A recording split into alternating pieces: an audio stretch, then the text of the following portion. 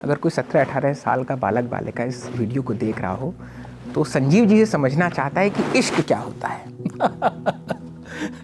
इश्क तो नींद उड़ा देता है। हिंदी में पाठकों की किल्लत क्यों हुई?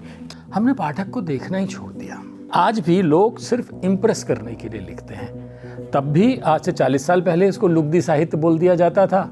आज हिम्मत नहीं है बोलने की, अभी थोड़ा डर गए हैं तो बोलते नहीं हैं, वरना आज बोलते हैं पॉपुलर जॉनर है। हमारे न्यूज़ रूम में कितने लोग किताब पढ़ते? नहीं पढ़ते। इसलिए नहीं पढ़ते क्योंकि उनको उनके मतलब की किताब नहीं मिल रही है। तो मण भर पढ़ने के लिए क्या क्या पढ़ना चाहिए? कि एक नज्म लिखने के लिए 100 नज्म पढ़नी पड़ती हैं। कितना इंसान को प्रैक्टिकल होना चाहिए, कितना इमोशनल होना चाहिए प्यार में? देखिए, प्रैक्टिकली होना चाहिए। ये जो कहानी है, ये दो लोगों के सहचर्य की कहानी है। जब दो दोस्त मिलते हैं और वो अपना सब कुछ कह देना चाहते हैं एक दूसरे के साथ। एक आपने अश्विन सांघी को कोट करते हुए लिखा है कि हमारी ज़िंदगी में 99% लक होता है और 1% bloody luck. What is this bloody luck sir? Prime minister को ही देख लेते हैं। गोवा की वो जो मीटिंग थी जिसमें उनको चुना गया था, उससे पहले के हालात देख लीजिए। मतलब प्लेन में जाते हुए बात तय हुई है कि गद्दी ले ली जाएगी। गद्दी ले ली जाएगी। अब सोच लीजिए, ये होता है ब्लडी लक। प्यार और सहानुभूति में क्या अंतर है? जिससे ये ना बहुत प्रेम में ठुकराए जाने पर क्या करे? कि हादसों का इंतजार, और क्या होता है प्यार।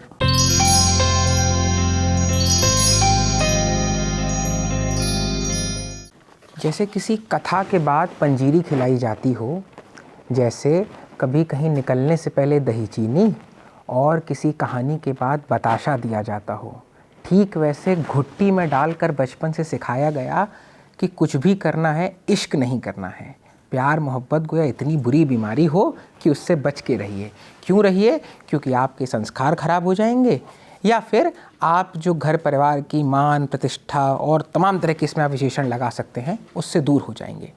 आप कुछ बड़े होते हैं, समझ बढ़ती है, साहित्य की ओर लौटते हैं, तो आपको समझ आता है कि आप उतने ही प्यासे थे जितना आप स्वप्न में सोच रहे थे। साहित्य सिर्फ आपको अपनी प्यास का बोध कराता है। निर्मल ने लिखा था, आप प्रेम में डूबते हैं, कई बार डूबते हैं और शायद कई बार दिल भी टूटता है, और उसके बाद तमाम इंतकाम और जिम और तमाम तरह की सफलता की कहानियाँ। लेकिन इस बीच में प्रेम का जो नाजुक मीठा हल्का अनुभव है, वो आपके चेहरे, आपकी आत्मा और आपकी देह की तासीर पर एकदम बिल्कुल डूब जाते हैं आप उसमें। आज इश्क की बात करेंगे। नमस्ते, दीपक नाम है मेरा। आप देख रहे हैं किताबों से जुड़ा हमारा वीकली सेक्शन किताब वाला, जिसमें इस हफ्ते की किताब है ये इश्क नहीं आसान। जिगर मुरादाबादी साहब का शेर है, ये इश्क नहीं आसान, बस इतना समझ लीजिए एक आग का दरिया है और डूब के जाना है। और आज हम प्रेम में ही डूबेंगे। अगर आप ये जानना चाहते हैं कि आप किताबों के ज़रिए अपने आप को और कैसे बेहतर करें, कौन सी किताब खरीदें, या इमोशन के अगर आप उस कॉन्फ्लिक्ट में हैं, उस कॉम्प्लेक्सिटी में हैं, तो ये किताब आपकी मदद कर सकती है। इस किताब को लिखा है संजीव पालीवाल जी ने, जो आज मेरे साथ हैं। वेस्ट एंड प्रकाशन से ये किताब आई है। एका से 175 रुपये इसकी कीमत है और बहुत ही सुंदर। अगर आप इस दोनों कवर को ऐसे फ्लिप करके देखें तो आपको दिखेगा भी, तो बिल्कुल एकदम उस कहानी को कहते हुए हैं। मैं आपके सामने कहानी पूरी नहीं खोलूँगा क्योंकि ये तो पिंकी प्रॉमिस होता है, नॉन फिक्शन तो है नहीं, फिक्शन है। तो लेकिन ये जैसलमेर में एक कहानी है, एक लड़का और एक लड़की आपस में प्रेम करते हैं, लेकिन अमूमन जो बेसिक लव स्टोरी होती है उनसे थोड़ी डिफरेंट है। और कैसे फिर वो होटल की बात आएगी, माँ की बात आएगी, इतिहास भी इसमें बहुत अच्छी तरह से करीने से गुथा हुआ है। तो उस सब का एक पूरा आपके लिए बोनांजा ऑफर है।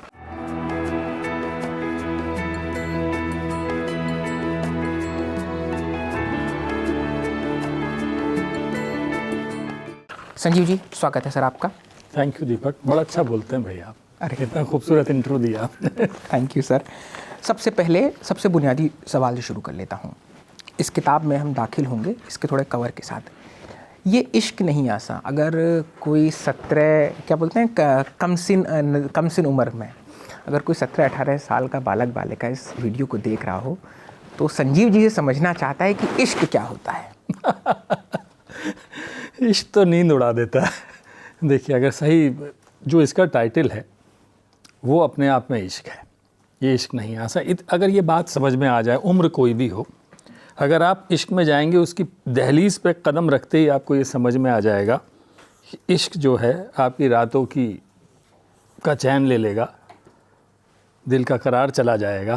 क्योंकि नींद आती नहीं है इश्क में, ख्याल में कोई और रहता है, 24 घंटे फिक्र रहती है कि वो कब कहाँ क्या कर रहा होगा। आजकल तो SMS और ये व्हाट्सएप का ज़माना है, मोबाइल के थ्रू।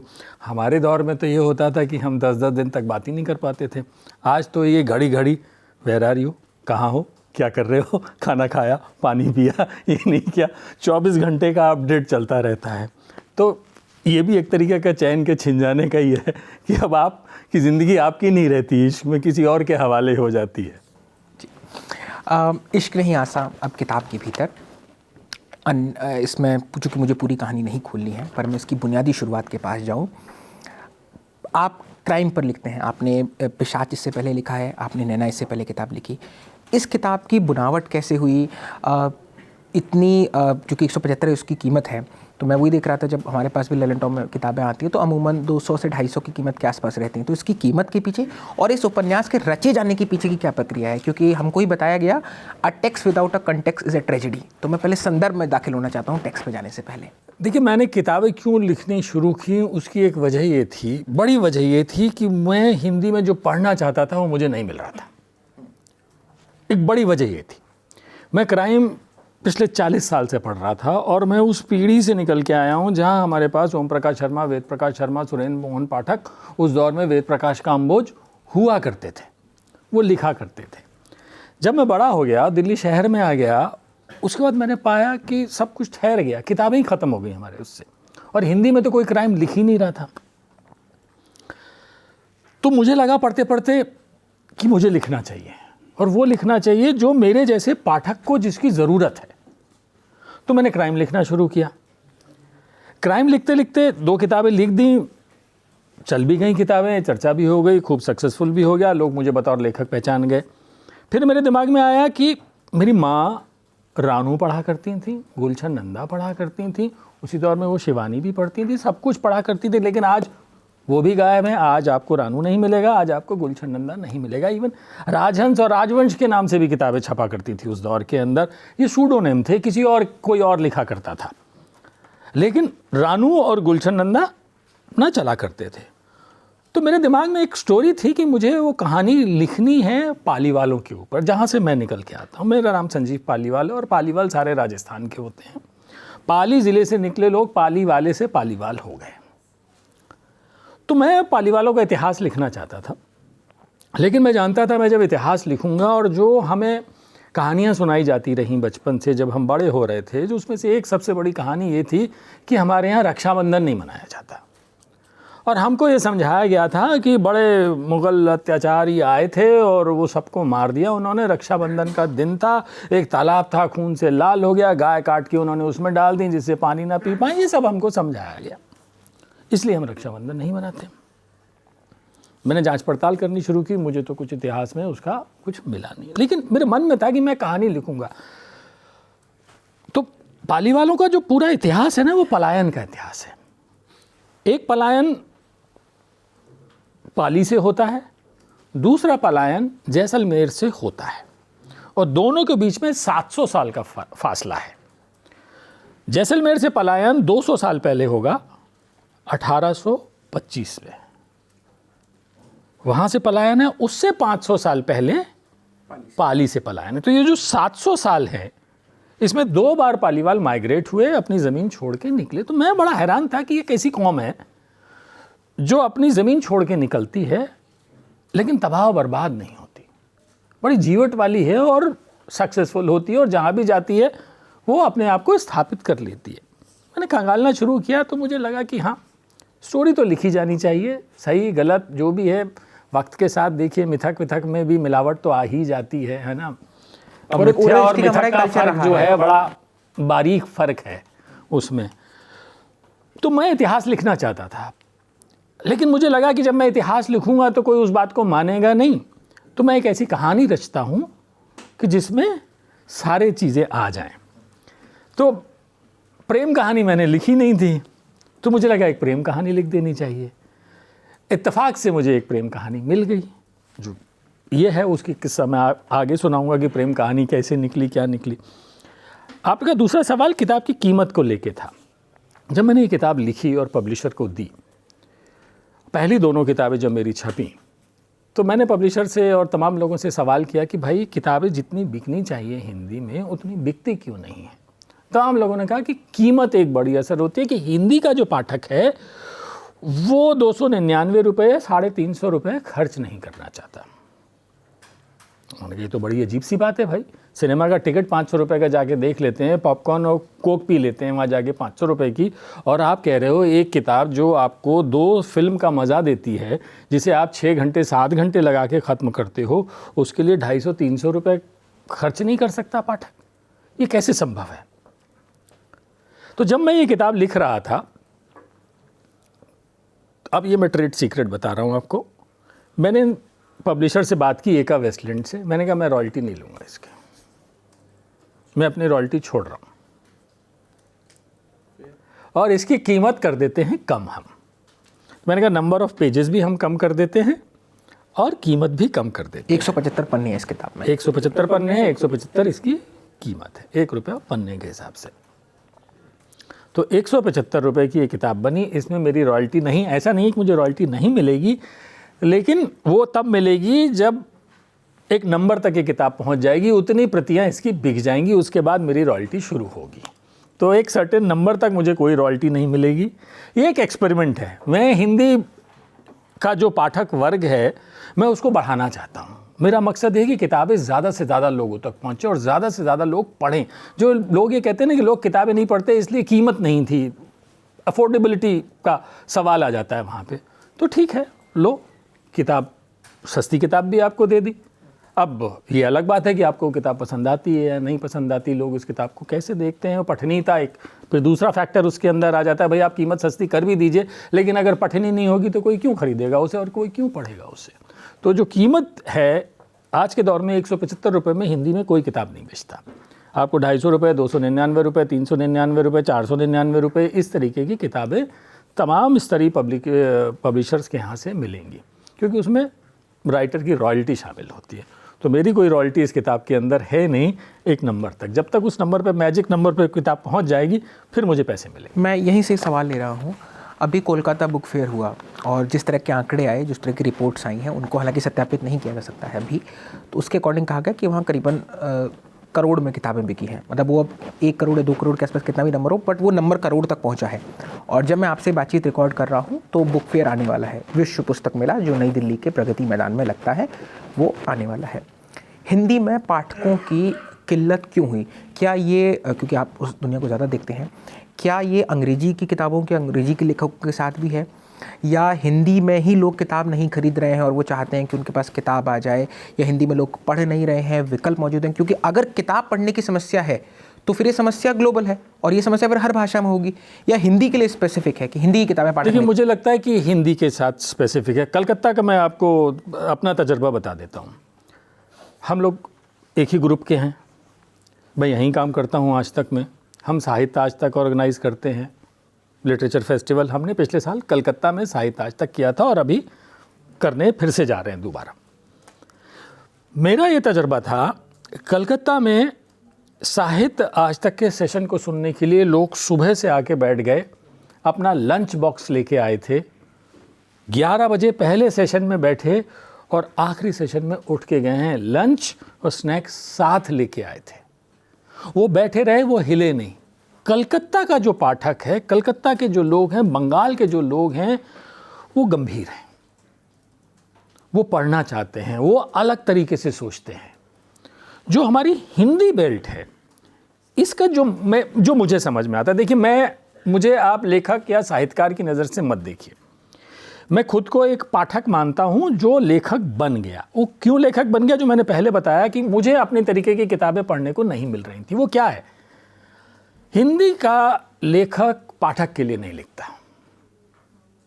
हिंदी का लेखक इम्प्रेस करने के लिए लिखता है, पुरस्कार जीतने के लिए लिखता है, साहित्य अकेडमी जीतने के लिए लिखता है, अपने पीयर ग्रुप को इम्प्रेस करने के लिए लिखता है, वाहवाही के लिए लिखता है कि 4 प्रोफेसर मिलके वो उनको खुश कर दिया जाए, जो उनकी आलोचना कर देंगे, बढ़िया लिख देंगे, उनको इम्प्रेस करने के लिए लिखता है। हमने जो गलती की, पाठक की नज़र से देखना किताबों को बंद कर दिया। अगर किताब में पठनीयता नहीं, अगर मैं सिर्फ भाषा पे चला जाऊंगा या विचार के ऊपर चला जाऊंगा, मैंने आपको नाम लिए ना, मैंने आपको गुलशन नंदा का नाम लिया, मैंने आपको रानू का नाम लिया, मैंने आपको ओम प्रकाश शर्मा, ये लोग हम जब बड़े हो रहे थे तो हम कहाँ से बड़े हुए?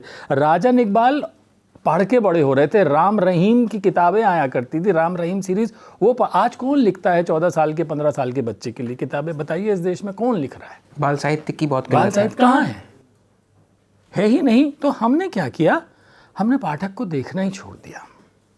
और ये शायद इसकी वजह जो भी रही हो मुझे नहीं पता, मुझे इतना पता है कि आज भी लोग सिर्फ इम्प्रेस करने के लिए लिखते हैं। तब भी आज से 40 साल पहले इसको लुगदी साहित्य बोल दिया जाता था, आज हिम्मत नहीं है बोलने की, अभी थोड़ा डर गए हैं तो बोलते नहीं हैं, वरना आज बोलते हैं पॉपुलर जॉनर है। तो जब आप किताबों को खाने में फिट करना शुरू कर देंगे तो क्या होगा? आप पाठक के लिए तो लिख ही नहीं रहे ना। इस हमारे न्यूज़ रूम में कितने लोग किताब पढ़ते? नहीं पढ़ते। इसलिए नहीं पढ़ते क्योंकि उनको उनके मतलब की किताब नहीं मिल रही है। जब तक जो आप पढ़ना चाहते हैं आपको अपने मतलब की किताब नहीं मिलेगी तो आप क्यों पढ़ेंगे? आप एक बार ट्राई करेंगे, 2 बार ट्राई करेंगे, उठा के रख देंगे। खाली किसी कृति को पुरस्कार मिल गया इसका मतलब ये नहीं है कि उसके पढ़ के आपका दिल खुश हो जाएगा, ये संभव ही नहीं है। पठनीयता तो होनी, क्योंकि बहुत सारे लोग, देखिए लिटरेचर बहुत भारी शब्द है, एक जिम्मेदारी है उसके साथ। हर आदमी लिटरेचर नहीं लिख सकता। मैं अपने कंधे पे साहित्य का बोझ लेके नहीं चल सकता। हम पढ़ाई करते हैं, 10वीं करते हैं, 11वीं करते हैं, 12वीं करते हैं, सीधे PhD तो नहीं करते ना। एक क्रम है, एक क्रम है। तो किताबों का भी यही क्रम होता है। पढ़ने की समझ विकसित होती उससे पहले उसको आपने भारी भरकम साहित्य की किताबें पकड़ानी शुरू कर दी कि ये पढ़ो। एक तैयारी, एक बुनियादी तैयारी है ही नहीं। आप लिख ही नहीं रहे उस बच्चे के लिए, 10वीं क्लास के लिए, 12वीं के लिए, जो ग्रेजुएट हुआ है उसको क्या पढ़ना है? अंग्रेज़ी में तो उसके पास तमाम ऑप्शन है, हिंदी में कहाँ है? तमिल में है, मराठी में आपको मिल जाएगा, तेलुगु में मिल जाएगा, बांग्ला में तो खूब है। बांग्ला मराठी तो बहुत ज़्यादा रिच है। हिंदी में ही नहीं है क्योंकि लोगों ने लिखना बंद कर दिया। मुझे यही समझ में आता है, इम्प्रेस करने के चक्कर में, पुरस्कार लेने के चक्कर। संजीव सर, मैं अपेक्षाकृत उम्र के मुकाबले में थोड़ा युवा हूँ, कुछ उम्मीदों से और कुछ रोशनी से भरा हूँ। अगर हमारे नए लेखक जो कैमरे के उस पार हैं वो लिखना चाहते हैं और वो कथित तौर पर जो दिल्ली की कोठरी है उससे भी बाहर है, मान लीजिए बस्ती में है, बहराइच में है, बांसवाड़ा में है, भरतपुर में है, कोई ऐसे दूर दराज हिंटरलैंड्स के इलाकों में है, तो उनके लिए कौन सी 3 या 5 टिप्स हैं कि वो अगर किताब लिखना चाहते हैं और हिंदी की दुनिया का जो, जिसको हम बार बार कहते हैं वैभव गान है ना, गर्वीली गरीबी, उससे निजात पा करके कुछ बेहतर रचना चाहते हैं समाज के लिए, तो वो कौन सी 5 टिप्स फॉलो करें जिससे वो ओवरवेल्म ना हो? देखिए, पहले तो जो आपके मन में है वो लिखिए। लेखन तब होता है जब अंदर से फूटता है, वो आपको बेचैन कर देता है। कोई दुनिया की कोई ताकत आपसे ज़बरदस्ती नहीं लिखवा सकती। वो आप तब लिखेंगे जब, जैसे कहते हैं ना, वॉमिट करने लगेगा वो अंदर से, क्या अब तो बस निकल ही जाएगा। किताब तब लिखी जाती है। जो कविता है बुकोस्की की, मत लिखो। और ईमानदार रहिए अपने लेखन के प्रति। होता क्या है, हम जब लिखने बैठते हैं ना, और ये बात मुझे आज से 30 साल पहले जब मैं टीवी में नौकरी करने आया था तब मुझसे कही थी। अब वो टिप्स ये है, बहुत सिंपल है। जो हम बोलते हैं, जब हम लिखने बैठते हैं ना तो हम कुछ और ही लिखते हैं। तो जो बोलते हो वो लिखो, उस ज़बान में लिखो। खामखा इम्प्रेस करने के चक्कर में भाषा के बाजीगर बनने की कोई कोशिश करने की ज़रूरत नहीं। जो सत्यता है उसको वो लिखो। ये 2 एक ऐसी चीज़ है ना, अगर आप इस पे अमल कर लोगे आपका काम हो जाएगा। तीसरी टिप्स जो सबसे इम्पॉर्टेंट है, जिसकी वजह से मैं किताब लिख पाया, मैं 10 साल तक स्ट्रगल करता रहा अपनी पहली किताब लिखने के लिए, 10-15 साल लग गए मुझे, लेकिन पूरी कब हुई जब मुझे एक छोटी सी टिप एक इंसान ने दी। उसने कहा, रोज़ लिखो, भले ही 100 शब्द लिखो, नियम बना लो कि रोज़ लिखूंगा। टारगेट रखो 1000 का कि 1000 रोज़ लिखना है, लेकिन भले ही 100 लिखो। 100 लिख के उठ जाना, लेकिन 100 लिख देना। किसी दिन 2000 भी लिखोगे, किसी दिन 5000 भी लिखोगे। और ये मेरे साथ हुआ। एक दिन मैंने 8000 सिर्फ 24 घंटे में लिख दिए थे। किसी दिन 200 भी लिखे, 100 भी लिखे। तो ये एक ऐसी टिप थी। उसने कहा, नियम बना लो कि रोज़ अपना लैपटॉप खोलोगे और रोज़ टाइप करोगे, भले ही दिमाग में कुछ नहीं आ रहा हो। Showing up is important, discipline is important. Discipline बहुत इंपॉर्टेंट है। ये 3 चीज़ें हैं, अगर इस पे कर लेंगे तो काम हो जाएगा। अच्छा, एक आखिरी सवाल फिर किताब के वापस लौटेंगे। पुस्तक मिला चूँकि आ ही रहा है और जो नए लेखक है उनके लिए पढ़ना सबसे ज़रूरी है ना। मैंने ही विजयदान देथा साहब हमारे जो राजस्थान बहुत मशहूर हैं बिज्जी नाम से वो कहते थे कि पढ़ो मण भर लिखो कण भर, है ना। तो मण भर पढ़ने के लिए क्या क्या पढ़ना चाहिए अगर कोई हिंदी का लेखक बनना चाहता है? मोबाइल में जितना दिख रहा है वो सब पढ़ना चाहिए। मेरा तो ये था, मेरी माँ मुझे डांटती थी, वो जो पुराने ज़माने में ना अखबार के लिफाफे आते थे, मैं वो लिफाफा भी पढ़ने लगता था। कहती क्या पढ़ता रहता है दिन भर। मैं लिफाफा आज भी मैं अगर यहाँ आया, यहाँ कुछ कागज़ पढ़ा होगा तो मैं उसे उठा के पढ़ने लगूंगा, कुछ भी पढ़ने से। मतलब वो वाले पाठक हैं कि समोसे अगर किसी अखबार में आया पढ़ लूँगा कि वो क्या है। मैं कहीं भी जाता हूँ, एयरपोर्ट पे भी जाता हूँ, रेलवे स्टेशन पे भी जाता हूँ, किसी रेस्टोरेंट में भी जाऊँगा, कुछ दिखा होगा तो उसे पलट के ज़रूर देखूँगा कि ये है क्या, इस पर लिखा हुआ क्या है। गुलजार साहब ने भी कहा है कि एक नज़्म लिखने के लिए 100 नज़्म पढ़नी पड़ती हैं। हर कोई इंसान ये कहता है, मैं भी यही कहूँगा कि अगर आप पढ़ेंगे नहीं ना तो आप लिख नहीं पाएंगे।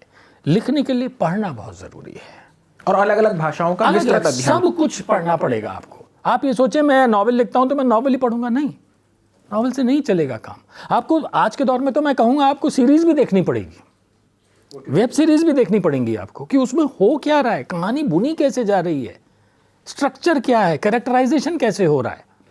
अगर आपको नहीं समझ में, क्योंकि देखिए हिंदुस्तान की, इस देश की प्रॉब्लम यह है कि हमें कोई नॉवेल राइटिंग सिखाता नहीं है। कौन सा कोर्स चल रहा है यहाँ पर? कोई कोर्स है राइटिंग के ऊपर? कितने कोर्स हैं? अगर कोई है तो मुझे बताए कहाँ है। कैरेक्टराइजेशन का कोई कोर्स है क्या? नहीं है। प्रॉब्लम यह है कि कोई बताने वाला नहीं है। पूरी दुनिया की यूनिवर्सिटीज़ में तरह तरह के राइटिंग के कोर्सेज चलते हैं, हमारे देश में कहाँ है मुझे नहीं पता। मैं खुद सीखना चाहता हूँ, जाके करना चाहता हूँ कोई कोर्स। 3 किताबें लिख चुका हूँ, 2 और आ जाएंगी इस साल उम्मीद है, लेकिन मुझे नहीं पता। मैंने जो सीखा है और तमाम लोगों ने जो सीखा है वो खुद सीखा है, दूसरों को पढ़ पढ़ के सीखा है, हमको किसी ने नहीं सिखाया। तो ये इस देश की सबसे बड़ी प्रॉब्लम है, हमारी यूनिवर्सिटीज़ में इस पर काम नहीं होता। इसका एक कारण, मतलब जो कि यूनिवर्सिटी से मैं बस अभी भी निकला हूँ, तो हमें जो समझ में आता था जब हम अपने टाइम पर, मेरा पॉलिटिक्स ऑनर्स रहा, तो हम लोग वेस्टर्न पॉलिटिकल थिंकर सबसे तक कुछ और भी पढ़ लिया करते थे। तो बताया जाता था कि इससे रोज़गार नहीं मिलेगा और जो रोजगारोत्पादक क्षमता है किसी एक कोर्स की, वो बहुत मैटर करा करती थी। इसलिए आप देखेंगे बीकॉम और बीकॉम ऑनर्स में बहुत भीड़ हुआ करती थी, और जो इस तरह के कोर्सेज हैं बिल्कुल प्रॉपर फाइन आर्ट्स के, बिल्कुल ह्यूमैनिटीज़ के, उनके लिए कोई कंपनी हमारे कॉलेज के दरवाज़ों पर या यूनिवर्सिटी के दरवाज़ों पर नहीं होती थी। तो उससे भी निपटने वाली। पर अब आप देखिए ना, जितने IIT IIM वाले लोग निकल के या इंजीनियर निकल के किताबें लिख रहे हैं, सब कुछ कर रहे हैं, किताबें तो लिख रहे हैं, सक्सेसफुल हो रहे हैं, तो कुछ तो होता है। अब मैं कहता हूँ जैसे हम ही लोग हैं, हम सक्सेसफुल हैं अपने करियर के अंदर, हम किताब लिखना चाहते हैं, हम उसको और इम्प्रूव करना चाहते हैं, शॉर्ट टर्म कोर्स तैयार करो, बुलाओ बड़े ऑथर्स को, क्राफ्ट को मांझने के लिए बुलाओ ना। आप एग्जीक्यूटिव कोर्सेज होते हैं ना, मैनेजमेंट के होते हैं, तमाम लोग जाते हैं, करके आते हैं, खुल गए हैं अभी AI के खुल गए, तो राइटिंग के क्यों नहीं हो सकते? यूनिवर्सिटीज़ को इसमें पहल करनी चाहिए, और आई एम श्योर कि बहुत सारे लोग जाना चाहेंगे, वो कोर्स करना चाहेंगे, सीखना चाहेंगे, और शुरुआत हो सकती है। बहरहाल अब शुरुआत से मैं किताब के बीच में पहुँच जाता हूँ। आप कुलधरा के हैं, आप मुझे बता रहे थे, वही गांव जिसे आपने कभी किसी शो में या कभी किसी कहानी के नाम से सुना होगा कि लोग वहां से चले गए थे, और आई थिंक कालो फिल्म भी उसी गांव के इर्द गिर्द बनी है, अगर मुझे ठीक मेरी स्मृति में याद आ रहा है। सेटमैक्स पर देखी थी एक बार।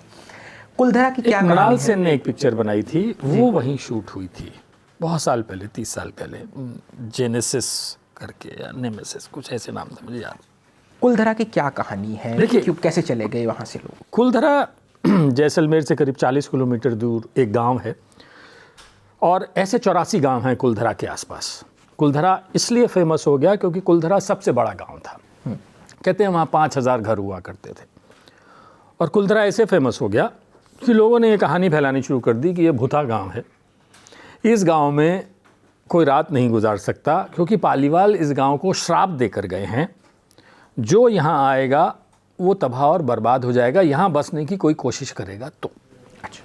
ये एक कहानी फैलाई गई, और फिर उसमें कुछ रोल हमारे टीवी चैनलों का भी रहा, उन्होंने जाके भूत ढूंढना शुरू कर दिया, उसमें रात गुजारनी शुरू कर दी, तो ये एक भूता गांव की तरह फेमस हो गया। लेकिन हमको जो कहानी बताई गई बचपन में, वो ये बताया गया कि 84 गांव में पालीवाल रहा करते थे। पाली से जब निकल के गए पालीवाल, तो तरह तमाम राजाओं ने, क्योंकि कहते हैं कि पालीवालों के पास बहुत पैसा था, धनाढ्य थे वो, तो तमाम राजाओं ने उनसे कहा आप हमारे यहाँ आके रहिए। और सबसे अच्छा ऑफर पालीवालों का को जैसलमेर के राजा का लगा। उसने कहा था 1/6 आपको लगान देना होगा, जितनी आपकी आय होगी उस पे 1/6 आप हमें लगान देंगे और ये लगान कभी बदला नहीं जाएगा, आप यहीं रहिएगा। पालीवाल 500 साल जैसलमेर में रहे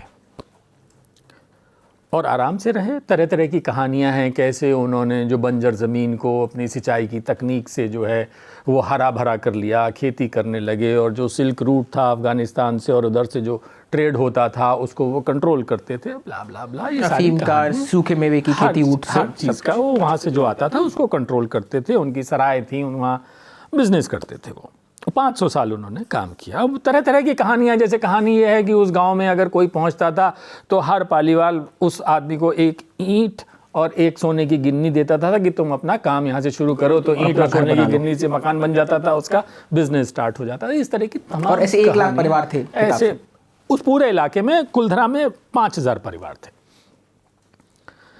फिर कहानी ये आती है कि साहब पालीवालों ने आखिर 84 गाँव छोड़े क्यों। तो ये कहानी बताई हमको कि कुलधरा का एक, जैसलमेर के जो राजा थे उनका एक दीवान था, दीवान सालिम सिंह। उसकी हवेली आज भी है वहाँ। सालिम सिंह की हवेली जैसलमेर में है, आप जाके देख सकते हैं, टिकट लगता है उसमें। और वो जयचंद का नाती है क्या, या ऐसी सिर्फ बात है? नहीं, जयचंद का जो नाती वाला किस्सा है वो पाली का है। हाँ, ठीक। वो पाली का किस्सा है जो कि 700 साल पुरानी कहानी है। तो कि वो सालिम सिंह अय्याश था और वो जिस लड़की को देख लेता था उसको अपने यहाँ उठा के ले जाता था। राजा बीमार रहता था, राजा देखभाल नहीं कर पाता था। जबकि ये बात है, आप समझिए 1824-25 की, तो अंग्रेज़ों का शासन था। अंग्रेज़ों के अंडर में जैसलमेर का राजा भी था। सारी रियासतें जो हैं अंग्रेज़ों के अंडर में थीं, लेकिन दीवान वहाँ स्ट्रांग था क्योंकि उनको पैसा देना होता था अंग्रेज़ों को। कि जो कुलधरा के प्रधान थे उस ज़माने में, उनकी बेटी पर इसकी नज़र पड़ गई, जो बेटी 14-15 साल की पानी भर रही थी। इसने कहा कि मुझे इससे विवाह करना है। पाली वालों ने कहा कि नहीं, ये संभव नहीं है, विवाह नहीं हो सकता, क्योंकि हमारे यहाँ हम ब्राह्मण हैं, ब्राह्मणों का विवाह ब्राह्मणों में ही हो सकता है। सालिम सिंह नाम है, लेकिन वो वैश्य था। कहते हैं सिंह उसको पदवी मिली हुई थी, क्योंकि उसको, उसके ख़ानदान को पदवी दी गई थी कि तुम ये जो काम करते हो, दीवान हो, तो दीवान की एक पदवी होती है जो कि सिंह हो गई, तो वो सालिम सिंह हो गया। यूजुअली माहेश्वरी कहते हैं वहाँ पे लोग, जो बताया जाता है। मुझे नहीं मालूम ये कितना सच है कितना झूठ है, क्योंकि कैसे तस्दीक हो इस सब बात की, लेकिन वो हवेली आज भी है, कुलधरा आज भी है, कहानियाँ ये सारी वहाँ चलती रहती हैं। फिर माँ ने ये बताया कि साहब, पापा ने भी बताया, क्योंकि हमारा गाँव कुलधरा में था फादर की साइड से, कि एक रात में पाली वालों ने गांव छोड़ दिया कि शादी नहीं करेंगे हम। इज्जत की बात है, इज्जत की बात है, बेटी की इज्जत की बात है। काठोड़ी करके एक छोटा सा कस्बा है जहां पर एक मंदिर है, आज भी है। उस मंदिर पर पंचायत हुई, 84 गांव के पालीवाल वहां इकट्ठे हुए और उन्होंने तय किया कि हम विवाह तो नहीं करेंगे, भले ही हमें ये रियासत छोड़नी पड़े, और आज हम ये रियासत छोड़ देंगे। तो जितना जिसके पास जो कुछ था उस रात सब कुछ अपने बैलगाड़ी जो भी था, ऊँट उस पर लेके वो सब निकल आए। वो 84 गांव खाली छोड़ दिए। और गाड़ कर भी गए कुछ, कहते हैं, क्योंकि कई बार ये केसेस ऐसे हुए कि लोगों ने खुदाई की कोशिश की, कुछ सामान निकला वहाँ से। बहुत सारे केसेस हैं, पुलिस केसेस भी हैं। मेरे पास पुरानी कटिंग्स रखी हैं 1980s की, 70s की, जिसमें ये घटनाएं ऐसी हुई हैं कि लोग रात में टॉर्च लेके और कुछ इक्विपमेंट लेके खोज रहे थे कि खजाना गड़ा हुआ है इसके अंदर। तो ऐसा बहुत चलता है वहाँ, लेकिन किसी को मिला कुछ नहीं है। तो ये कुलधरा की कहानी रही। इसी कुलधरा की कहानी में मैं थोड़ा सा इतिहास से, क्योंकि एक ही मरहले के है इतिहास और साहित्य, जब पहली बार कहानी आई है, अचानक से मना कर देना, और प्रेम की 2-3 मरहले हैं। पहला तो वही होता है कि लता मंगेशकर का गाना बज रहा है, दिल एक मंदिर है फिल्म का गाना है। हाँ जी, दिल एक मंदिर का गाना है। तुम कहते हो कि ऐसे प्यार को भूल जाओ, हाँ, और हम तुम्हारे प्यार में सारा आलम खो बैठे। जी, उसकी एक बात आती है। फिर उसके बाद वो कहानी जब आगे बढ़ती है और अचानक से वो लड़का मना करता है कि मैं ये शादी नहीं कर सकता, जबकि घंटे भर पहले और कुल लगभग शाम भर की तो बात थी। तो आपने कुछ इमोशंस को बहुत बारीकी से पकड़ा है। मसलन जब उसे हॉस्टल में वो छोड़ कर आए हैं और जब वो ऑटो में बैठे हैं तुरंत फ़ोन आ गया है और फिर रास्ते भर बात हुई, जबकि अभी पूरे दिन तो साथ में ही घूमे थे। या तब जब वो रोना चाहती है और वो उसे चुप नहीं कराते हैं, वो उन्हें रोने देते हैं। या जब अमन रो रहे हैं अनन्या के सामने, जिसमें किरदार है, ये सारे रोने की बात आई। तो मैं ये समझना चाह रहा हूँ कि इस इमोशन में, इस इमोशनल वल्नरेबिलिटी के मोमेंट में, जैसे आप कॉल की बात कर रहे हैं या वो नाना जी जो है, मतलब इस किरदार में जो नाना जी हैं वो अमन की माँ को पढ़ने के लिए नहीं भेजते हैं या वो उससे रूठते हैं और लास्ट में तो डिप्रेशन में बाकी जो चीज़ें रहीं। कितना कठोर होना चाहिए किसी एक इमोशन अपने सिद्धांत के प्रति? मतलब जो पूरी किताब का जो एक क्रक्स है वो है प्रिंसिपल वर्सेस प्रैक्टिकलिटी का बैटल जो है, जो लास्ट में एक होटल की शक्ल सामने भी आता है। कितना इंसान को प्रैक्टिकल होना चाहिए, कितना इमोशनल होना चाहिए प्यार में? देखिए, प्रैक्टिकली होना चाहिए। मतलब व्यक्तिगत रूप से आप मुझसे पूछेंगे तो मेरा यह है कि इंसान को प्रैक्टिकल होना चाहिए। इमोशनल हम सब होते हैं, ऐसा नहीं है कि कोई इंसान इमोशनल नहीं होता। मैं भी बहुत इमोशनल हूँ, लेकिन एक वक्त आता है जब आपको ये चुनना पड़ता है कि क्या सही है और क्या गलत है, लॉन्ग टर्म में क्या होगा उसका, तो उसमें प्रैक्टिकल होना पड़ता है। जहाँ तक इस किताब के इमोशंस की आप बात कर रहे हैं, वो सारे इमोशंस रियल हैं एक्चुअली। ये थोड़ा बताएं हमारे दर्शकों, क्या ये आत्मकथा है? कोई आत्मकथा नहीं है जी। देखिए, टेढ़ी लकीर इस्मत चुगताई ने लिखी है। बहुत सारे लोगों ने इस्मत चुगताई से कहा कि क्या ये तुम्हारी कहानी है, तुमने अपनी कहानी लिख दी है। उन्होंने कहा नहीं, मेरी कहानी नहीं है, लेकिन मेरी कहानी जैसी लग सकती है ये। मैंने इसमें 10-11 औरतों को मिला के एक औरत बुन दी है। और जिस वक्त मैं ये किताब लिख रही थी उस वक्त मैं बहुत बीमार थी, तो एक बीमार औरत की कहानी लिखी है तो लोगों को लग सकता है। और उन्होंने एक बात और कही इस्मत चुगताई ने, उसने कहा वो कहानी ही क्या जो रियल ना लगे। सो मैं जब लिखता हूँ तो वो कहानी रियल लगती है। मेरे तीनों उपन्यास आपको ऐसे लगेंगे कि आपके आसपास घट रहे हैं। तो जो इसके कैरेक्टर्स होते हैं वो बहुत रियल होते हैं और मेरे आसपास की ज़िंदगी से होते हैं। मेरी उनकी जो बनावट होती है वो एकदम रियल होती है, रियल लोगों की होती है। तो इसमें अगर कुछ रेफरेंसेस हैं तो ज़रूरी नहीं है कि वो मेरी ज़िंदगी के हों, हो सकता है मेरे किसी दोस्त की ज़िंदगी के हों, मेरे किसी कुलीग की ज़िंदगी के हों। ये जो कहानी है ये दो लोगों के सहचर्य की कहानी है, जब दो दोस्त मिलते हैं और वो अपना सब कुछ कह देना चाहते हैं एक दूसरे के साथ। बहुत रेयर होता है कि हमें कोई इंसान ऐसा मिले जिसके साथ हम अपनी ज़िंदगी के सारे दरवाजे खोल दें, सब कुछ कह दें, उस पर इतना भरोसा करने, चाहे वो उससे पहली ही मुलाकात क्यों ना हो। हम हमेशा अपनी ज़िंदगी में कभी ना कभी एक ऐसे इंसान से ज़रूर टकरा देते हैं जिसके सामने मन करता है कि इससे सब कुछ कह देना चाहिए। हम हर किसी के सामने बोल नहीं पाते, खोल दें अपने मन के अंधेरों को।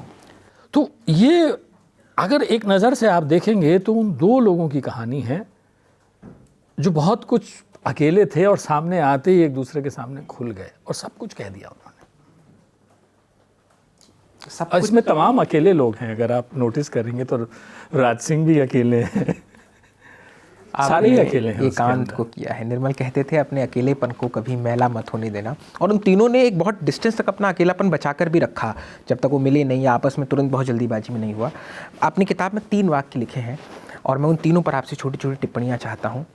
एक आपने अश्विन सांघी को कोट करते हुए लिखा है कि हमारी ज़िंदगी में 99% लक होता है और 1% ब्लडी लक होता है। What is this bloody luck sir? देखिए, ब्लडी लक ये होता है कि लक तो था मुझे इस कंपनी में ले आना, और ब्लडी लक वो था जिस दिन मुझे मैं अपना ही रेफरेंस दूं, कैसे बोलूं उसको, जब मुझसे कहा गया कि साहित्य आज तक कर दो, बनाओ, डिज़ाइन करो, ये होता है ब्लडी लक। मैं मुश्किल से 4 महीने पहले ही आया था इस कंपनी में। या एक ब्लडी लक वो होता है कि मैं सोच रहा था कि यार मैं क्या लिखूं, अचानक मैं एक ट्वीट देखता हूं और सामने से मेरी नज़र किसी को जाता हुआ देखती है, उस ट्वीट को देखता हूं और उसको देखता हूं और मैं सोचता हूं अगर इसका मर्डर हो जाए तो क्या होगा, जो नैना की कहानी है। और वहीं से वो किताब का जन्म हो जाता है। ये होता है ब्लडी लक। भवानी जी कहते थे ना कि अक्सर मुझे चीज़ें तब ज़्यादा सुंदर लगी जब इन्होंने थोड़ा बेख्याली में देखा, बिना गौर किए देखा। सो आप बहुत मेहनती हैं, सब कुछ ठीक है, लेकिन वो ब्लडी लक जब तक आपकी ज़िंदगी में नहीं होगा ना, कुछ तूफ़ानी नहीं होगा आपकी ज़िंदगी में। वो तूफ़ानी जो है वो ब्लडी लक ही कराता है। तो मैं पर्सनल उससे मैंने आपको बता दिया, नरेंद्र मोदी को ही देख लीजिए, चलिए प्राइम मिनिस्टर को ही देख लेते हैं। गोवा की वो जो मीटिंग थी जिसमें उनको चुना गया था, उससे पहले के हालात देख लीजिए। मतलब प्लेन में जाते हुए बात तय हुई है कि गद्दी ले ली जाएगी, गद्दी ले ली जाएगी। आप सोच लीजिए, ये होता है ब्लडी लक, आपको बचा के रखेगा। अच्छा, और प्यार और सहानुभूति में क्या अंतर है? जैसे ये ना बहुत मिक्स्ड इमोशन है मेरी जनरेशन। देखिए ये एक्सपीरियंस करने की बात है, इसको आप शब्दों में बयान नहीं कर सकते। मैं कैसे बयान कर दूं? आपने लिख दिया है, आप कह रहे हैं कि प्रेम प्रेम होता है और सहानुभूति सहानुभूति होती है। हाँ। तो कैसे कोई पाठक, अगर कोई भोला वाला हमारा पाठक है या कोई जो उसमें अनुभव कर रहा है, वो कैसे समझे कि अच्छा ये है सहानुभूति और ये है प्रेम? जिसको समझना है वो समझ जाता है। जब आप प्रेम में होते हैं ना, आपको प्रेम समझ में आ जाता है और सहानुभूति समझ में आती है। प्रेम में दोनों चीज़ें साथ साथ नहीं चलती हैं, प्रेम में एक ही चीज़ चलती है। प्रेम में प्रेम ही होगा, सहानुभूति से प्रेम हो ही नहीं सकता, नहीं हो सकता। और मैं पर्सनल एक्सपीरियंस से कह रहा हूँ आपको, ये सहानुभूति जैसा कुछ होता ही नहीं है प्रेम में।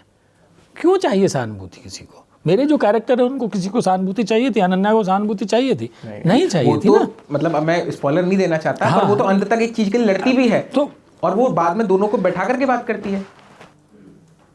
और ये जो क्या क्या बोलूं मैं इस किताब के बारे में, इस किताब में दरअसल कहानी वो अनन्या की कहानी है।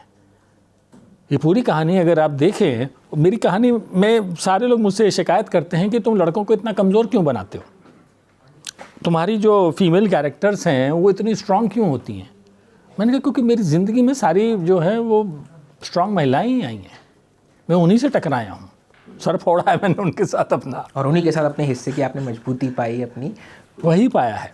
तो लेकिन ये है कि चाह के भी मैं उनको कमज़ोर नहीं बना सकता, ये मेरी कमज़ोरी है।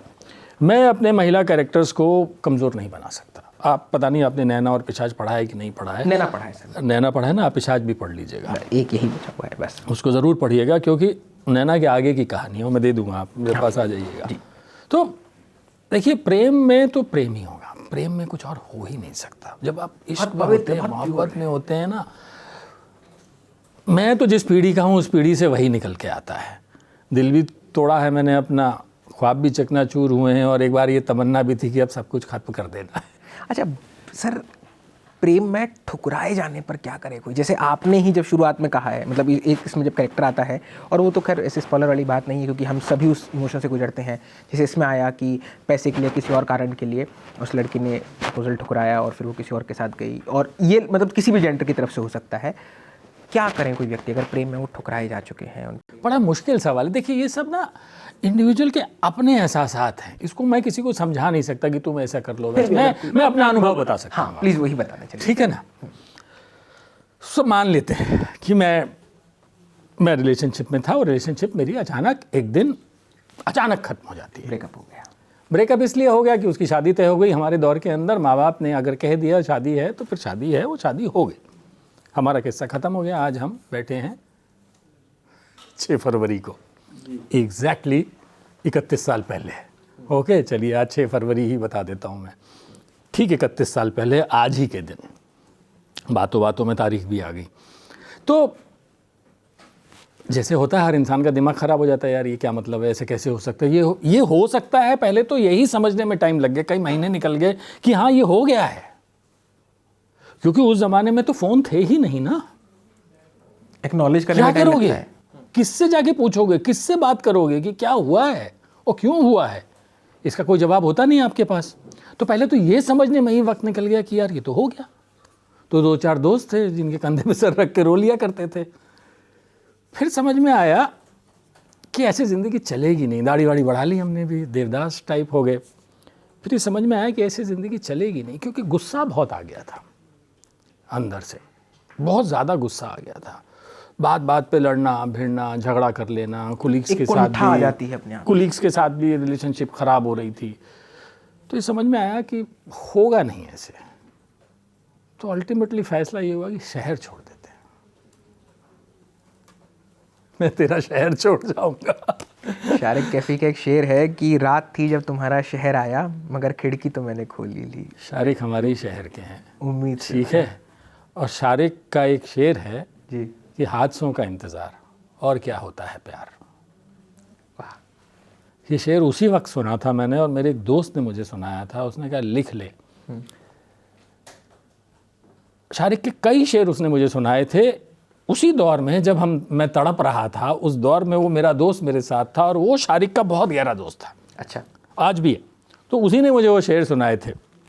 तो ये जो हादसों का इंतज़ार और क्या होता है प्यार, यही है प्यार दरअसल। तो फिर ये हुआ कि शहर छोड़ देते। उसी ने सलाह दी मेरे दोस्त ने कि सुन यार, तू शहर छोड़ दे, तू इस शहर में रह नहीं पाएगा, चला जा।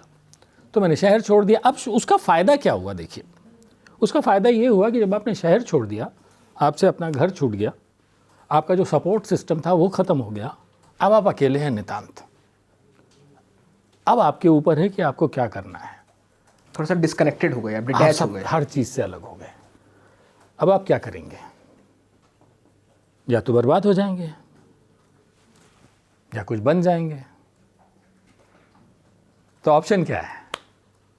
तो जब मैं निकला तो मैंने सोचा कि अब करना क्या है, अब तो कुछ करने को है नहीं, तो झोंक दिया खुद को काम में। और ये निजी कहानी बहुत हद तक सार्वजनिक है कैमरे के उस पार भी। हाँ, इसमें ये सबकी कहानी हो सकती है कि आपके पास इश्क में आप बर्बाद नहीं हो सकते। आप इश्क बर्बाद तो करता है, वो एक लेवल के ऊपर बर्बाद करता है, लेकिन उसके बाद और फिर एक चैलेंज होता है ना कि अच्छा दिखाना है, अब दिखाएंगे तुझको। वो जो चैलेंज होता है ना, वो आपसे ऐसे काम करा के ले जाता है। और अब मैं बोल नहीं सकता उसके बाद क्या हुआ एक्चुअली। नहीं, मैं आपको दरअसल कुछ छेड़ इसलिए ही रहा था, इसलिए कुरेद रहा था ताकि कुछ और जेन्युइनिटी के साथ और कुछ भावनाओं को शब्द देना, कम से कम ये तो आप लोगों का ही जिम्मा है, लेखकों का। एक्चुअली मैं खुद को लेखक मानता नहीं हूँ। मेरी प्रॉब्लम ये है, मैं एक जर्नलिस्ट हूँ, और मैं ये मानता हूँ जितने खूबसूरत शब्द आपके पास है उतने खूबसूरत शब्द मेरे पास नहीं है। लेकिन मैंने क्राफ्ट को क्रैक कर लिया है कि किसी उपन्यास को कैसे पठनीय बनाना है, उसके क्या क्या एलिमेंट हो सकते हैं, ये मैंने क्रैक कर लिया है। 2-3 जो आपने जैसे पहले बताए थे कि तो बहुत सारा पढ़ना है। नहीं, देखिए वो एक ऐसी चीज़ है ना, मैं पाठक के तौर पे होता हूँ। जैसे मैं कोई वेब सीरीज़ देख रहा हूँ, उपन्यास पढ़ रहा हूँ, अगर मुझे मज़ा नहीं आया मैं उठा के रख देता हूँ। तो मैं क्या करता हूँ, सोचता हूँ अच्छा 15 पेज हो गए, अब इसमें एक नया ट्विस्ट आना चाहिए, और 15 हो गए, अब थोड़ा ऐसा मोड़ आना चाहिए, एक शायरी आनी चाहिए इसके अंदर, इसमें ना एक अच्छा कोट आना चाहिए, या दोनों कैरेक्टर्स के बीच में कोई ऐसा मोमेंट आना चाहिए जिसमें मुस्कुराहट आ जाए, या कहीं इमोशन आने चाहिए। तो ये जो एलिमेंट है ना, ये आपको तब आएंगे जब आप खुद को पाठक की नज़र से पढ़ो। लिखते समय भी आपके ऊपर आपका पाठक हावी रहेगा। अगर मुझको अपनी राइटिंग पसंद नहीं आती ना, मैं छोड़ देता हूँ उसको, कहता हूँ नहीं ये सीन नहीं बन रहा, मैं उसे फाड़ के फेंक देता हूँ, नहीं नया लिखते हैं, कुछ और लिखते हैं। सो इसमें अगर आप देखेंगे तो ये किताब इतनी ज़्यादा पठनी मैंने बनाई है, इसमें इतने शेर मिलेंगे आपको, गाने मिल जाएंगे आपको, तमाम कोट्स मिलेंगे, काफका भी है इसके अंदर, है ना, इसमें 50 शेड्स ऑफ ग्रे भी है, इसमें बहुत कुछ है। वो किस वाली बात आई आपने उपन्यास लिखने की रेसिपी बताई। मैं अंत में जाते जाते हमारे चटोरे दर्शकों के लिए और अपने लिए पूछ रहा हूँ, दाल बाटी चूरमा की रेसिपी क्या है और उसकी पूरी हिस्ट्री, उसकी पूरी जर्नी क्या रही है? अब ये दाल बाटी चूरमा मैंने कभी बनाया नहीं है, देखिए, तो उसकी रेसिपी बनाना मेरे लिए थोड़ा बताना मुश्किल है। वो इसमें लिखी हुई है, हिस्ट्री भी लिखी हुई है इसमें, लेकिन मैं सिर्फ आपको ये बताता हूँ कि क्योंकि आप भी राजस्थान से, मैं भी राजस्थान से हूँ, हमारे घर में कोई भी त्यौहार चूरमे के बगैर पूरा नहीं होता। अगर चूरमा नहीं बना है तो ये माना जाएगा कि त्यौहार नहीं है। आज भी मेरी माँ, मेरी बहनें चूरमा ज़रूर बनाती हैं। मेरे घर में नहीं बन पाता तो मुझे वहाँ से आता है कि ये चूरमा है तुम्हारे लिए। राजस्थानियों के यहाँ चूरमा बनना बहुत ज़रूरी है। और दाल बाटी तो कभी भी खिला लो, वो हम लोग का पूरी खीर है हमारी तरफ। हाँ, तो वो तो होना ही होना है। वो लोगों को, राजस्थान से बाहर के जो लोग हैं, क्योंकि दाल बाटी चूरमा उतना फेमस नहीं है जितना बिहार का क्या बोलते हैं, लिट्टी चोखा फेमस हो गया है ना। तो वो मैंने जानबूझ के ये सब चीज़ें इसके अंदर डाली हैं कि जिससे लोगों को ये एहसास हो जाए। तो खाइए, सब लोगों को दाल बाटी चूरमा खाना चाहिए। यकीन मानिए उससे अच्छी डिश मुझे तो लगी नहीं। मैं गया था अभी उदयपुर। अच्छा। उदयपुर में मैंने 3 दिन रहा और तीनों दिन मैंने दाल बाटी चूरमा ही खाया। तो बाटी का वही इतिहास है क्या कि उस सैन्य युद्ध चल रहा था और वो रेत के नीचे दबा के, और उस समय क्या किसका दूध होता था, उसमें दूध मिला के उस तरीके से करके, वो इतिहास वही है उसका। अच्छा। और चूरमा का क्या है? धीरे धीरे उम्र के वक्त बीतने के साथ साथ हमारे घर की रसोइयों में जो महिलाएं करती हैं उसके साथ उन्होंने अपना अपना कर लिया। लेकिन आज भी उसी तरीके से बनाया जाता है, दूध में ही उसको बनाया जाता है और फिर उसे घी में डुबो दिया जाता है सेक के। आप अगर कमज़ोर दिल वाले हैं तो खा नहीं पाएंगे, उसमें इतना घी डाल दिया जाता है, इतना घी डाल दिया जाता है उसमें। और वो गन्ने के रस से जो आपका चूरमा का उत्पन्न हुआ वो है, पुराना ज़माना था, लेकिन अब वैसा नहीं बनाते। अब तो स्टाइल बदल गया है, सब महिलाओं ने सब बदल है, लेकिन ओरिजिनल वही है। हाँ। और उसमें ओरिजिनल छाछ वाला मुझे भी नहीं पता था, आपकी किताब से मैंने जानकारी पाई। तो इतिहास का, और मुझे उम्मीद है कि मैंने दर्शकों को बहुत स्पॉइलर नहीं दिए होंगे इस किताब के आश्रय, उस किताब की बहुत छवि के आश्रय। अंत में हमने सिद्धांतों पर बात करी, सब पर बात की। पुस्तक में आने ही वाला है, तो अगर आप हमारे पाठकों के लिए, हमारे दर्शकों के लिए कुछ बताना चाहें कि वो 2-3 किताबें वो ज़रूर पढ़ें, या एक सबसे बड़ी ट्रेजेडी ये है सर, मैं आपसे समझना चाहता हूँ कि पढ़ना बहुत लोग चाहते हैं, सबके मन में दबी छिपी इच्छा है। जैसे भारत का हर बच्चा क्रिकेटर बनना चाहता है अमूमन, मतलब जो उत्तर भारतीय परिवारों के जो पुरुष हैं जिन्होंने बचपन से बैट बल्ला थामा है वो क्रिकेटर बनना चाहते थे। और उसी तरह हर आदमी किताब पढ़ना चाहता है, हर व्यक्ति किताब पढ़ना चाहता है, लेकिन डिसिप्लिन नहीं बन पाता, आदत छूट जाती है, कैसे करके। तो पढ़ने की आदत कैसे लगाएं, पहले तो इसके टिप्स दें। पढ़ने की आदत कैसे लगाएं, तो इसका एक ही रास्ता है कि किताब आपके पास होनी चाहिए। पहला काम तो यह है कि किताब आपके सिरहाने होनी चाहिए। देखिए, मैं फिर आपको पर्सनल एग्जांपल से देता हूँ। जब हमारे यहाँ घर में बेटी का जन्म हुआ तो बड़ी हुई, स्कूल जाना शुरू किया, तो हम दोनों मियाँ बीवी पढ़ते हैं। तो हमको लगा कि इस बच्चे को कैसे पढ़ना सिखाएंगे हम, कि इसको पढ़ने की आदत पड़े। घर में किताबें बहुत हैं, लेकिन ज़रूरी नहीं है कि घर में किताबें होने से वो पढ़ना शुरू कर दे। अब आजकल के जो बच्चे हैं वो हिंदी किताबें तो वैसे ही नहीं पढ़ते हैं, अंग्रेज़ी किताबें। मेरी बीवी के साथ प्रॉब्लम ये है कि वो फ़िक्शन पढ़ती नहीं है बिल्कुल भी, तो उसको क्या पढ़ाया जाए। तो हमने फिर ढूंढ के उसके मतलब की किताबें लाके उसको देनी शुरू की, छोटे से ही। शुरू में तो उसने 1-2 साल नहीं पढ़ा कुछ, और किताबें हमने छोड़ दी। उसको ये कहना बंद कर दिया कि तुम किताबें पढ़ो, क्योंकि हमको ये समझ में आया जब हम इससे कहते हैं ना कि किताब पढ़ो तो वो नहीं पढ़ती है। स्वतः स्फूर्त होनी चाहिए। उसके बाद वो दिन है और आज का दिन है, उसके बेड साइड के ऊपर 20 किताबें रहती हैं। वो कोई भी रात ऐसी नहीं होती जो बगैर किताब पढ़े सोती हो। अब हमें कुछ बोलने की ज़रूरत नहीं होती, कहीं आती है जाती है, अपनी 4 किताबें खरीद के ले आती है। तो मेरा ये कहना है किसी से भी कि भाई आप अगर पढ़ना चाहते हैं, पढ़ने का मन होगा ना जिस भी इंसान का, वो पढ़ लेगा। उसको ये कहने की ज़रूरत नहीं होगी कि क्या पढ़े, पढ़ने वाला खुद पढ़ लेगा। और जो लोग पढ़ते हैं वो पढ़ते हैं, नियम से पढ़ते हैं। तो अगर आपके मन में ज़रा सी भी ख्वाहिश है पढ़ने की तो आप पढ़िए ना।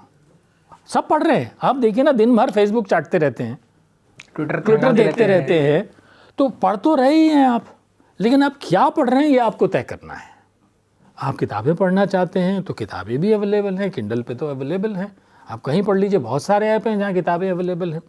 तो पढ़ने की कोई कमी नहीं है, पढ़ तो सब रहे हैं, लेकिन क्या पढ़ रहे हैं ये एक बड़ा चैलेंज है। हिंदी की 5 आपकी फेवरेट किताबें? ओह, मेरी 5, इसलिए मैं गूगली देना चाहता था। हाँ, ये आपने गूगली दे दी, क्योंकि ये बड़ा मुश्किल है मेरे लिए बता पाना कि मेरी 5 फेवरेट किताब। अंग्रेज़ी में पूछते तो मैं बड़ी आसानी से बता देता। जैसे मैं अभी पढ़ रहा हूँ ये टेढ़ी लकीर इस्मत चुगताई की, एक ठीक है ना। निर्मल वर्मा की किताब, कई किताबें हैं ऐसी, लालटीन की छत है ना, वो मेरी फेवरेट है। इसके अलावा जो मुझे एक किताब गोविंद मिश्र की थी, मुझे चांद चाहिए, सुरेंद्र वर्मा जी की, सुरेंद्र वर्मा, मुझे चांद चाहिए, वो मेरी बड़ी फेवरेट किताब है। गोविंद मिश्र जी की तुम्हारी रोशनी में, अच्छा ये नहीं पढ़ी, ये एक किताब है जो मैंने पढ़ी थी, और वो दिल्ली के सेटअप के ऊपर ही है पूरा, और इन्फॉर्मेशन सर्विस के कुछ ऑफिसर्स हैं, उनकी कहानी थी, बहुत साल पहले मैंने पढ़ी थी। इस किताबें तो देखिए बहुत सारी हैं, मैं अगर नाम लेना शुरू, अंग्रेज़ी देखिए मैं आपको बताऊं तो मैं क्राइम में आपको बताता हूं, हाँ, जिसने मेरी ज़िंदगी बदली, जिसने मुझे कहा कि तुमको किताबें लिखनी चाहिए। एक तो मिलेनियम सीरीज़ है ना, the girl with the dragon tattoo और the girl who played with fire, ये जो 3 सीरीज़ आई हैं, स्वीडिश ऑथर है, उसका नाम क्या है मैं भूल रहा हूँ इस समय, ट्रिलॉजी सीरीज़ कहलाती है वो, ट्रिलॉजी है वो, और गज़ब किताब है। मतलब क्राइम, उससे बेहतर क्राइम मैंने पढ़ा नहीं। फिर एक किताब मैंने पढ़ी थी मार्क गिमिनिस की, कलर ऑफ लॉ। अच्छा। जब मैंने कलर ऑफ लॉ पढ़ी तब मुझे समझ में आया कि राइटिंग क्या होती है। कलर ऑफ लॉ ने और ये मिलेनियम सीरीज़ ने मुझे सिखाया कि राइटिंग ये होती है। अगर आप मेरी राइटिंग में कंटेम्प्रेरी टच देखते हैं और मेरी राइटिंग के अंदर आप थोड़ा हिस्ट्री देख रहे हैं या बिज़नेस एंगल देख रहे हैं या जो नैना और पिशाच में अगर आप पढ़ेंगे तो आप पाएंगे उसमें इन्फॉर्मेशन बहुत होती है, आपके जानने के लिए बहुत कुछ होता है। आप सिर्फ उपन्यास पढ़ के उसे रख नहीं सकते, कुछ ना कुछ आप ग्रहण करते हैं। इसी ये तो लव था, इसमें आपने पूरी हिस्ट्री इसमें भी डाला है मैंने। तो मेरे उन 2 उपन्यासों में वो क्राइम फिक्शन है, लेकिन उसमें भी आपको बहुत कुछ ऐसा मिलेगा जो आप सीखेंगे, जो आप जानेंगे।